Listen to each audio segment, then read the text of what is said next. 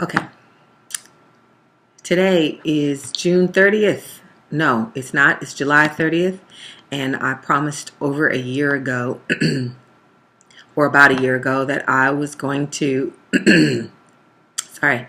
read the Bible. And we're going to read through the Bible.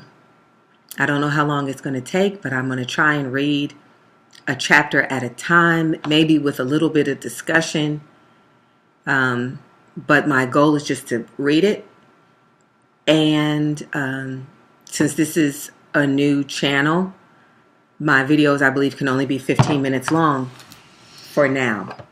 I guess after you upload a certain number of videos, then you can have longer videos. But here we go. All right. Genesis chapter 1. The first book of Moses, called Genesis chapter 1. In the beginning, God created the heaven and the earth. And the earth was without form and void, and darkness was upon the face of the deep. And the Spirit of God moved upon the face of the waters. And God said, "Let there be light." And there was light. And God saw the light, that it was good. And God divided the light from the darkness. God called the light day, and the darkness he called night. And the evening and the morning were the first day. And God said, "Let there be a firmament in the midst of the waters, and let it divide the waters from the waters." And God made the firmament, and divided the waters which were under the firmament from the waters which were above the firmament. And it was so. And God called the firmament heaven, and the evening and the morning were the second day. And God said, "Let the waters under heaven be gathered together unto one place, and let the dry land appear." And it was so. And God called the dry land earth, and the gathering together of the waters called he seas. And God saw that it was good. And God said, "Let the earth bring forth grass, the herb yielding seed, and the fruit tree yielding fruit after his kind, whose seed is in itself upon the earth." And it was so. And the earth brought forth grass, and herb yielding seed after his kind, and the tree yielding fruit, whose seed was in itself after his kind. And God saw that it was good. And the evening and the morning were the third day. And God said, "Let there be lights in the firmament of the heaven, to divide the day from the night. And let them be for signs, and for seasons, and for days and years. And let them be for lights in the firmament of the heaven, to give light upon the earth." And it was so. And God made two great lights, the greater light to rule the day, and the lesser light to rule the night. He made the stars also. And God set them in the firmament of the heaven to give light upon the earth, and to rule over the day and over the night, and to divide the light from the darkness. And God saw that it was good. And the evening and the morning were the fourth day. And God said, "Let the waters bring forth abundantly the moving creature that hath life, and fowl that may fly above the earth in the open firmament of heaven."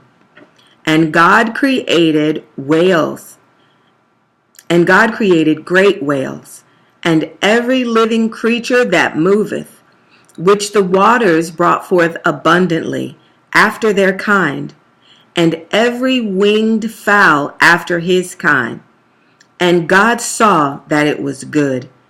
And God blessed them, saying, "Be fruitful and multiply, and fill the waters in the seas, and let the fowl multiply in the earth." And the evening and the morning were the fifth day. And God said, "Let the earth bring forth the living creature after his kind, cattle and creeping things, and beast of the earth after his kind, and it was so. And God made the beast of the earth after his kind, and cattle after their kind, and everything that creepeth upon the earth after his kind. And God saw that it was good. And God said, Let us make man in our image, after our likeness, and let them have dominion over the fish of the sea, and over the fowl of the air, and over the cattle, and over all the earth, and over every creeping thing that creepeth upon the earth. So God created man in his own image. In the image of God created he him. Male and female created he them. And God blessed them. And God said unto them, Be fruitful and multiply. Replenish the earth and subdue it, and have dominion over the fish of the sea, over the fowl of the air, and over every living thing that moveth upon the earth. And God said, Behold, I have given you every herb bearing seed, which is upon the face of all the earth, every tree in the which is the fruit of a tree yielding seed. To you it shall be for meat, to every beast of the earth, and to every fowl of the air, and to everything that creepeth upon the earth, wherein there is life. I have given every green herb for meat. And it was so. And God saw everything that he had made, and behold, it was very good.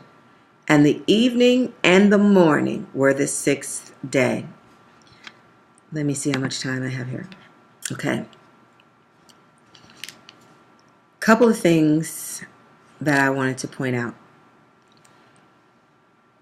When God made the birds, the cattle, the fish, the plants, the trees, he said that they would bring forth after their kind. But when he made man, he said, let us make man in our image. He didn't say after their kind, the way he said about all the other creatures. He said after our likeness. He said, let us make man in our image and after our likeness. So verse 27 says, so God created man in his own image. In the image of God created he him, male and female created he them.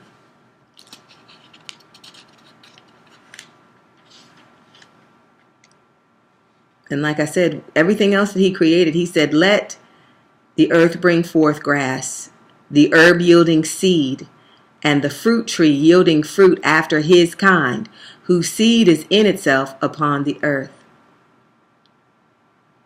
So everything was after its kind, but we are in the image and likeness of God. And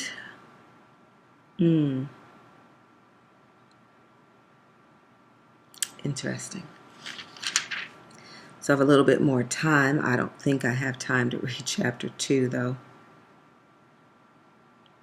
Oh. This is the creation. This is how God created the earth. This is what God did when he created the earth. He said, in the beginning,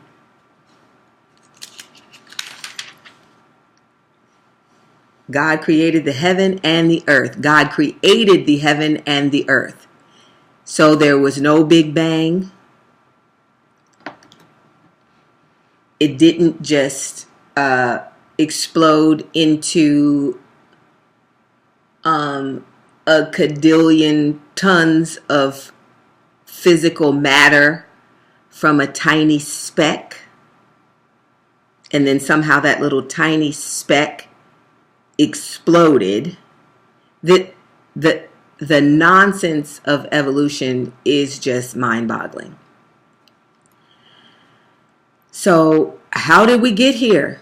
It's real simple. God created us. He created the heaven and the earth. How long did it take? It did not take billions of years, which every time they tell the story, they throw in another few billions of years because they realize how ridiculously unbelievable and implausible this whole ridiculous story is. So they need to throw in a few more billion years to make you think that the impossible could happen if you just give it enough time. Evolution is designed to do exactly what it does. And that is to destroy people's faith and belief in God. It has absolutely no scientific evidence.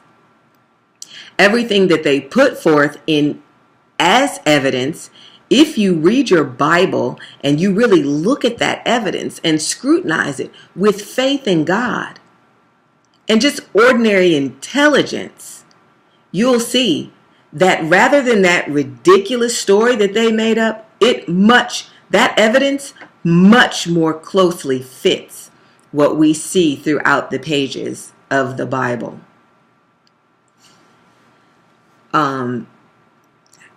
He didn't do it in billions of years. He did it in 6 days. 6 literal days. I'm going to link a channel in the description box. I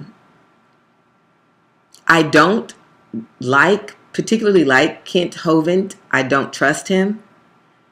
But nonetheless, he has a video called 100 Reasons Why Evolution is Stupid. And he's right. Those things are stupid. This is what made me question evolution. I have less than 3 minutes. But this is what made me question evolution. I believe it was about in the year 2007. And I was out working out of town at a job, and I was bored. I didn't have cable television or anything, so I would buy DVDs. I bought a documentary set on the natural wonders of the United States or something like that. It had 4 DVDs in it. One of the DVDs highlighted the Grand Canyon. I guess at that time I believed that evolution was true. I didn't question it because it was been crammed down our throats.